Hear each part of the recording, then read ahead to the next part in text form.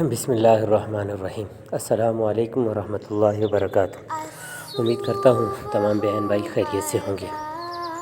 آج کا مسئلہ ہے قضائے عمری کب اور کیسے پڑھیں۔ تو یاد رکھیں کہ قضائے عمری کے لیے کوئی ایک نماز خاص نہیں ہے، جیسے کہ کچھ لوگوں نے آج کل خاص کیا ہو کہ فلاں دن نماز پڑھ لو تو وہ تمام عمر کی قضا ہو جاتی ہے۔ کچھ لوگ شاید شب قدر کا کہتے ہیں یا 27 رمضان کا کہتے ہیں، مجھے بھی اس کا کنفرم نہیں ہے، لیکن کچھ لوگوں نے ایسے سوال کیے ہیں کہ اس دن اگر نماز پڑھی جائے تو قضائے عمری ہوتے، تو ایسا ہرگز نہیں ہے۔ تو پھر اب قضائے عمری ہوگی کیسے؟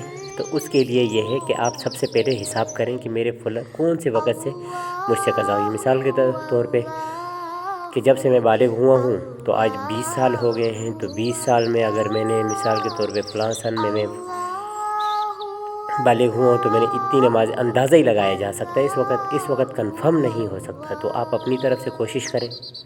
تو اس کا یہ ہے کہ مثال کے طور پہ آج سے 10 سال پہلے، 20 سال پہلے مثال کے طور پہ آپ 2000 میں آپ کی جو ہے نا بلوغت ہوئی ہے، تو اس کے بعد آپ سوچیں 2000 میں مجھ سے حساب کر لیں کہ شروع سے لے کر آخر تک یہ کون سے مہینے کی بلوغت ہے آپ کو یاد ہے، تو اس سال میں مجھ سے اتنی نمازیں قضا ہوئی ہیں، تو ان کو ایک ڈائری میں لکھ لیں۔ جب آپ ڈائری میں لکھیں گے تو آپ سے یہ بھولیں گے نہیں کبھی انشاءاللہ، ورنہ تو یہ اونچ نیچ ہوتی جائے گی اور کوئی پتہ نہیں چلے گا۔ تو سال کا حساب لگا لیں، پھر پہلے سال کا تو کوشش کریں روزانہ ہر نماز کے ساتھ ایک نماز کی قضا کریں۔